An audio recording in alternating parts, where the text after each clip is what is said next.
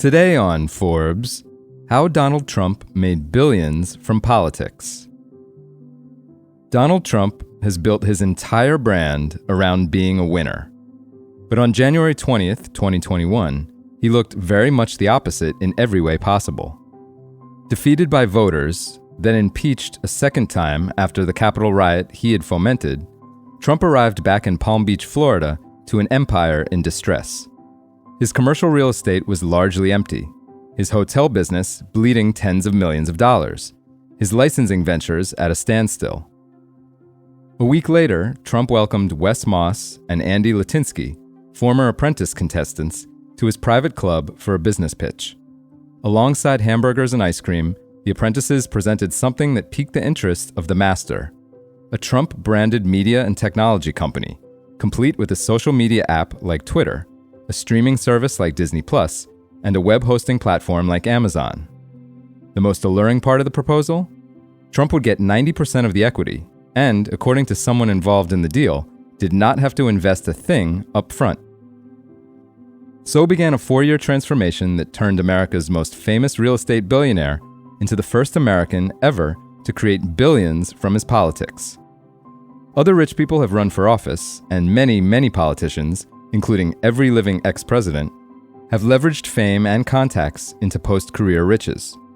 But no one has cashed in the way or on the scale that Trump has.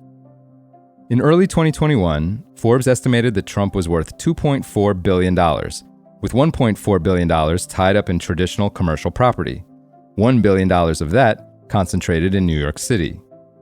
Today, he returns to the Forbes 400, which will be officially released next week, with an estimated net worth of $4.3 billion. The majority, $2.2 billion as of August 30th, the day we locked in values for the list, stemming from the social media business, which went public in March. Just $600 million is now in New York commercial real estate. In less than 4 years, he has grown and completely transformed a fortune that he built over 40 years. The presidency surely boosted Trump's profits in his core ventures, helping lift his operating income to an estimated $218 million last year, 58% higher than what he averaged while he was in the White House, according to an analysis of tax returns, financial disclosures, bond filings, credit reports, and internal records. Once a middling part of his empire, his golf and club business has become a cash gusher, a way to literally sell access to the most famous man on earth in the form of sky-high initiation fees.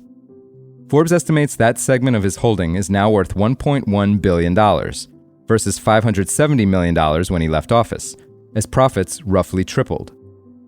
Also adding to his bottom line, a random assortment of internet-fueled hucksterism encompassing coffee table books, NFTs, Bibles, even bits of the suit he wore to debate Joe Biden in June. What's Trump really selling? Himself. He has done it for decades, as a 30-something living the high life in Trump Tower, as a 40-something spending big in Atlantic City, as a 50-something dominating a television boardroom, as a 60-something storming into politics, and now as a 70-something seeking revenge. Through the ups and downs, one thing remains consistent. He gains the trust of people who don't analyze him too closely, then cashes in. Just ask the lenders he never repaid, or the casino shareholders who watched him pilfer a publicly traded company for cash, then steer it into bankruptcy, twice. Or the condo buyers who lost fortunes on flashy units in his Chicago tower while he siphoned millions in management fees. When Trump fails, he doesn't give up. He just finds a new pitch, and often a new audience.